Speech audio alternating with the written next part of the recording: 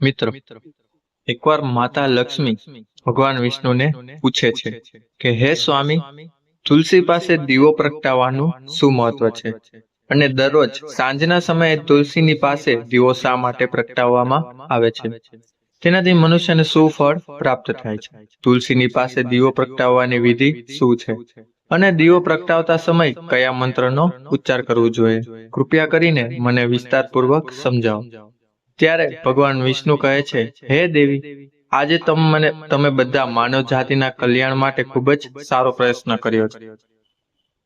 તમારા આ પ્રશ્નના જવાબ આપતા પહેલા હું તમને એક પ્રાચીન કથા સંભળાવું છું, જેનાથી તમને તમારા બધા જ પ્રશ્નોના જવાબ મળી જશે.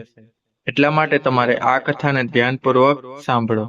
આ કથાને ધ્યાનથી સાંભળવાથી જ માત્ર મનુષ્યને 100 વર્ષ સુધી તુલસીની પાસે દીવો પ્રગટાવવાનું પુણ્ય પ્રાપ્ત થાય છે. પછી માતા લક્ષ્મીજી કહે છે કે હે સ્વામી, હું આ કથા સાંભળવા માટે ખૂબ જ ઉત્સાહી છું. કૃપયા કરી આ કથા સંભળાવવાનું શરૂ કરો. ત્યારે ભગવાન વિષ્ણુ માતા લક્ષ્મીજીને આ કથા સંભળાવવાનું શરૂ કરે છે. હે દેવી, પહેલાના સમયની વાત છે. દક્ષિણ દિશામાં તુંગભદ્રા નામનો એક ખૂબ જ વિશાળ નદી હતી. આ નદીના કિનારે હરિહરપુર નામનું એક ખૂબ જ સુંદર નગર હતું. આ નગરમાં કાશી નામના એક બ્રાહ્મણ રહેતા હતા. તે ખૂબ જ ગુણવાન, ચારિત્રવાન, ધર્મના કામ કરવાવાળા તથા વેદોના માર્ગ પર ચાલવાવાળા હતા. તેને આખા શાસ્ત્રનો અભ્યાસ કર્યો હતો. તે બ્રાહ્મણની એક પત્ની પણ હતી, જેને લોકો દુરાચારથી બોલાવતા હતા, કેમ કે તેના કર્મ જ તેના નામ મુજબ હતા, જે હંમેશા તેના પતિને અપમાનિત કરતી હતી. તે તેના પતિ માટે કુવાચ્ય કરતી હતી, પતિને ખૂબ જ પીડિત દુઃખ આપતી હતી, પતિ માટે ક્યારે ભોજન ન બનાવતી હતી. તેને તેના પતિ સાથે ક્યારે પણ શયન નથી કર્યું, ક્યારે પણ તેની સાથે પ્રેમથી વાતો પણ નથી કરી. પતિના મિત્ર પરિવારના લોકો ઘરે આવતા ત્યારે તે સ્ત્રી તેને અપમાનિત કરીને ભગાડી દેતી હતી અને સ્વયં કામ ભાવથી નવરા પડી અન્ય સ્ત્રીઓની સાથે ફરવા માટે જતી રહેતી હતી. તેનું મન પતિને છોડીને પરાયા પુરુષમાં રસ રહેતો હતો. તેને ક્યારે પણ પોતાના પતિ સાથે પ્રેમથી વાત નહીં કરી હોય, પરંતુ પરાયા પુરુષની સાથે બેસીને વાતો કરતી હતી. પરાયા પુરુષોને મોહિત કરવા માટે સજી ધજીને ગામમાં ફરવા માટે જતી હતી. ક્યારેક તે વનમાં એક વૃક્ષ નીચે ઊભી રહીને સુંદર પુરુષોની વાટ જોઈ રહી હતી અને કોઈ દુષ્ટ પુરુષને મોહિત કરીને તેની સાથે રાસલીલા વિલાસ કરતી હતી. પછી એક દિવસ તે દુષ્ટ સ્ત્રી જંગલમાં ગઈ અને એક ઝાડ નીચે ઊભી રહી. તેનું મન વાસનાથી ભરેલું હતું. તે કોઈ સુંદર લપટ પુરુષની રાહ જોઈ રહી હતી, પણ લાંબો સમય વીતી જવા છતાં ત્યાં કોઈ માણસ ન આવ્યું. એટલે તે અત્યંત દુઃખી થઈ ગઈ. પ્રીતમના ખોજમાં આજુબાજુ જોવા લાગી. તે દિવસ તેની બધી જ મહેનત વ્યર્થ ગઈ અને તે ત્યાં ઊભી રહીને નાના પ્રકારની વાતો કરવા લાગી. કહેવા લાગી, હાય હાય, આજે તો આ રસ્તા પરથી કોઈ પણ સુંદર પુરુષ ન આવ્યા. હવે હું મારી કામના વાસનાને કઈ રીતે શાંત કરું? આજની રાત કઈ રીતે વીતશે? તે જોર જોરથી દિલાપ કરવા લાગી. તે જંગલમાં એક ભયાનક વાઘ રહેતો હતો. તે પાપી સ્ત્રીની અવાજ સાંભળીને તે ઉઠી ગયો અને એ સ્ત્રીને મારવા માટે તેલ ઉઠીને નજીક ગયો. તે ભયાનક વાઘને જોઈને તે સ્ત્રીના પરસેવા છૂટી ગયા. તે ડરના લીધે ખૂબ જ કંપાવા લાગી. તે સ્ત્રી કંઈ કરે તે પહેલા જ વાઘે તેના પંજાથી તેને ઘાયલ કરી દીધી અને તે સ્ત્રી જમીન ઉપર પડી ગઈ. જમીન ઉપર પડતા જ તે સ્ત્રી જોર જોરથી બૂમો પાડવા લાગી અને કહેવા લાગી, અરે વાઘ, તું શા માટે અહીંયા આવ્યો છે? મને શા માટે મારવા માંગે છે? હું અહીંયા મારા પ્રીતમને શોધવા માટે આવી છું. તું મને છોડી દે. મને મારીને તને શું મળશે? તે સ્ત્રીની વાત સાંભળીને તે ભયાનક વાઘ થોડાક સમય માટે થંભી ગયો અને હસતા હસતા કહેવા લાગ્યો કે એ દુષ્ટા, આજે વિધિતાએ તને મારા માટે ખોરાક કરીને જ મોકલેલી છે. તારી જેવી દોસ્ત પાપી સ્ત્રીને મારવું જ મારું કામ છે. ત્યારે જ તને આ શરીરમાંથી મુક્તિ મળશે. તે સ્ત્રી કહેવા લાગી કે એ વાઘ, તું કોણ છે? તમે સાચું કહો કે તમે અહીંયા શા કારણે આવ્યા છો? તમે વાઘના રૂપમાં શા માટે આવ્યા છો અને તમે મને શા માટે મારવા માંગો છો? અને પછી તમે મને મારો. પછી વાઘ કહેવા લાગે છે કે આ પાપી સ્ત્રી, હું તને મારા પૂર્વજન્મની કહાની સુનાવું છું. કયા કારણથી મારે વાઘ બનવું પડ્યું તો સાંભળો. પૂર્વકાળમાં દક્ષિણ દેશમાં એક નદી હતી. તે નદીના કિનારે એક નગરી વસેલી હતી. તે નગરીમાં હું રહેતો હતો અને હું એક બ્રાહ્મણનો પુત્ર હતો અને નદીના કિનારે બેઠીને યજ્ઞ વગેરે જેવા કાર્ય કરતો હતો. મેં તે જન્મમાં ઘણા બધા પાપીઓ માટે યજ્ઞ કર્યા હતા.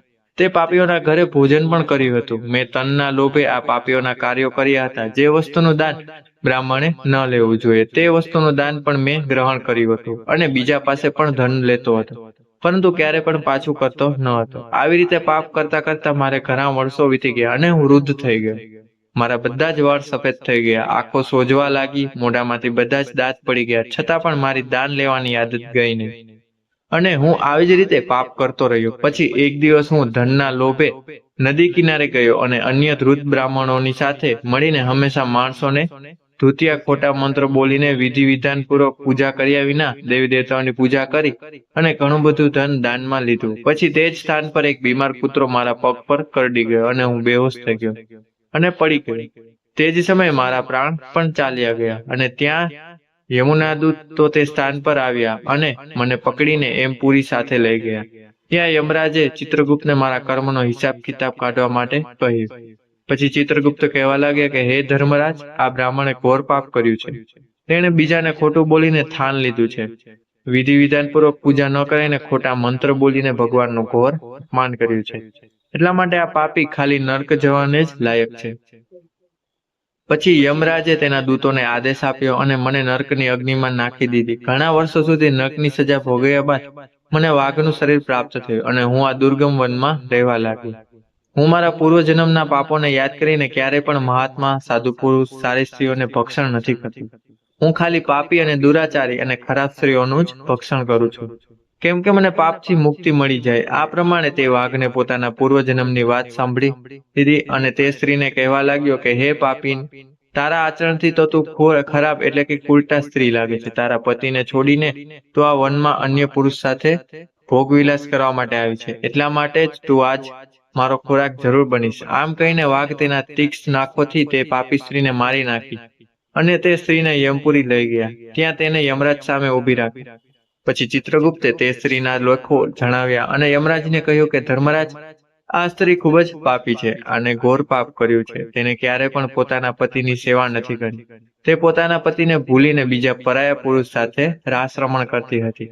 તેના પાપોને સાંભળીને યમરાજ તે સ્ત્રીને અગ્નિથી ભરેલ કુંડમાં નાખવાનો આદેશ આપ્યો. ઘણા વર્ષો પછી તેને કુંડમાં રાખવામાં આવી અને પછી તેને ત્યાંથી કાઢીને બીજા નરકમાં મોકલવામાં આવી. આવી રીતે તેને ઘણા વર્ષો સુધી તેને અલગ અલગ નરકોથી પસાર થવું પડ્યું અને ત્યારબાદ તેને સમય પસાર થતા તેને પુનઃ પૃથ્વી લોક પર ચાંડાલના રૂપમાં પ્રગટ થઈ.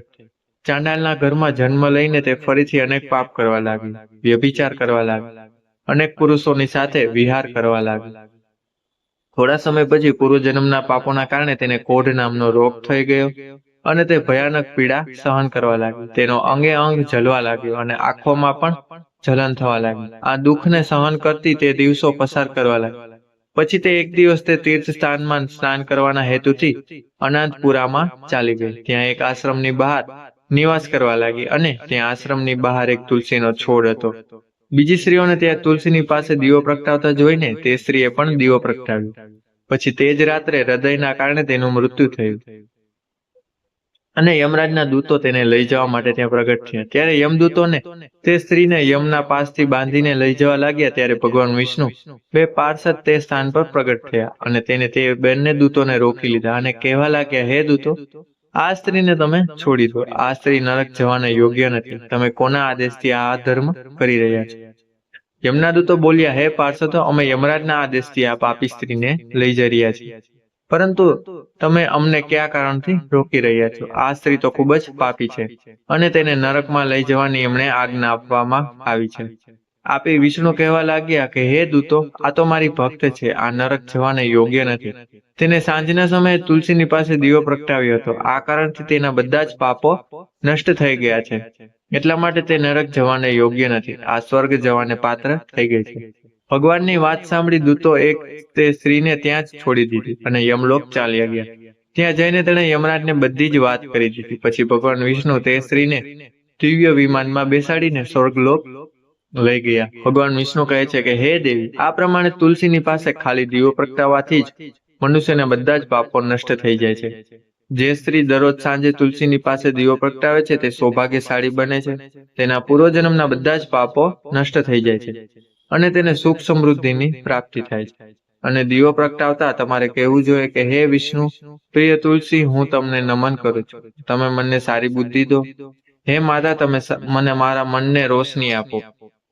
ભગવાન વિષ્ણુ કહે છે કે હે દેવી, હજારો અમૃતના પાણીથી નાહવાથી પણ ભગવાન શ્રી હરિ વિષ્ણુની તૃપ્તિ નથી થતી, જેટલી તે મનુષ્ય દ્વારા એક તુલસીનું પત્તું ચડાવવાથી મળે છે. આ હજારો ગાયોને દાન કરવાથી જે ફળ પ્રાપ્ત થાય છે તે જ ફળ તુલસી પત્રને દાન કરવાથી મળે છે. જો મૃત્યુના સમયે તમારા મુખમાં તુલસી પત્રનું પાણી આવી જાય છે તો તે સંપૂર્ણ પાપોથી મુક્તિ મળી જાય છે અને ભગવાન વિષ્ણુના ધામમાં જાય છે. હિન્દુ ધર્મમાં તુલસીના છોડનું ખૂબ જ મહત્વ છે. તેની સૌથી પહેલા પૂજા ભગવાન વિષ્ણુએ કરી હતી. ભગવાન વિષ્ણુ કહે છે કે જે પ્રમાણે દેવી લક્ષ્મીજીને વૈકુંઠથી ઐશ્વર્ય પ્રાપ્ત છે તે જ પ્રકારે વૈકુંઠમાં તુલસીના કારણે જ પવિત્રતા પ્રાપ્ત છે. પૃથ્વીલોક પર જે સ્થાન પર તુલસીનો છોડ હશે તે સ્થાન ઉપર ક્યારેય પણ બુરાઈનો વાસ નહીં હોય. આ સ્થાન સૌથી પવિત્ર સ્થાન હશે. આ કારણથી આપણે ઘરમાં તુલસીનો છોડ અવશ્ય લગાવવો જોઈએ. આ પ્રમાણે ભગવાન વિષ્ણુએ માતા તુલસીની પાસે દીવો પ્રગટાવવાનું મહત્વ સમજાવ્યું. તો મિત્રો, આ વિડીયો તમને કેવો લાગ્યો એ કોમેન્ટ બોક્સમાં અવશ્ય જણાવો અને ચેનલને સબસ્ક્રાઇબ અવશ્ય કરજો. તો મિત્રો, હવે મળીશું નવા વિડીયો સાથે. ત્યાં સુધી બધાને જય શ્રી કૃષ્ણ, જય શ્રી રામ, રાધે રાધે, હર હર મહાદેવ. બધાને આભાર, ખૂબ ખૂબ ધન્યવાદ.